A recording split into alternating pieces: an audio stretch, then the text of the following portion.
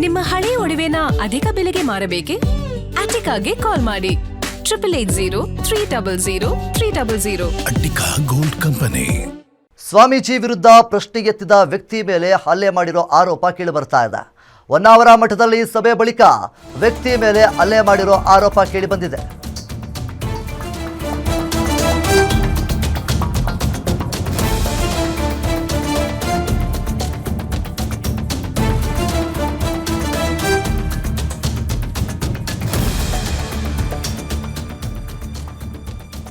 ಸ್ವಾಮೀಜಿ ವಿರುದ್ಧ ಪ್ರಶ್ನೆ ಎತ್ತಿರುವಂತಹ ವ್ಯಕ್ತಿ ಮೇಲೆ ಹಲ್ಲೆ ಮಾಡಿದ್ದಾರೆ ಅಂತೇಳಿ ಆರೋಪಗಳು ಕೇಳಿ ಬರ್ತಾ ಇದೆ.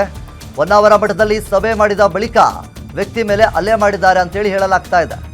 ಉತ್ತರ ಕನ್ನಡ ಜಿಲ್ಲೆಯ ಹೊನ್ನಾವರ ಮಠದಲ್ಲಿ ಈ ಒಂದು ಘಟನೆ ನಡೆದಿರುವಂಥದ್ದು.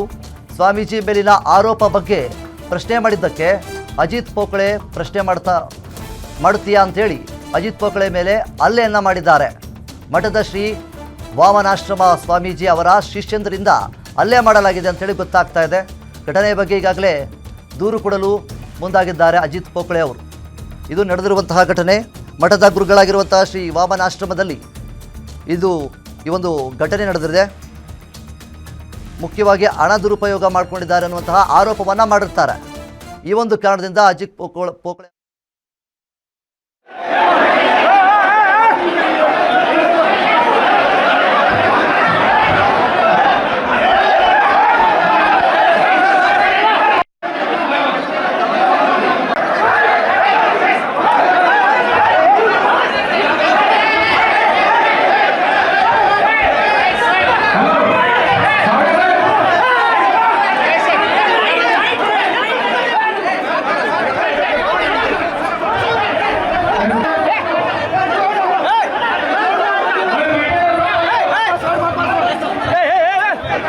अभी बुलाओ, ये सब पुलिस को बुलाओ, एफआईआर करो। 22 साल मजा किया है मठ पे, 22 साल। गाड़ी का कलर ये पसंद नहीं, दूसरा कलर। हाँ, एक गाड़ी लिया था इनोवा, उसका कलर पसंद नहीं आया, दूसरा कलर किया। ये क्या धंधा है? उसको जेल में पहला भेजो। अभी जेल पे आप एफआईआर करो, एफआईआर करो।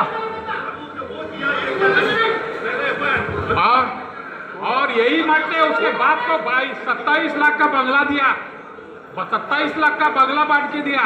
किसको पूछ के? समाज को पूछ के दिया।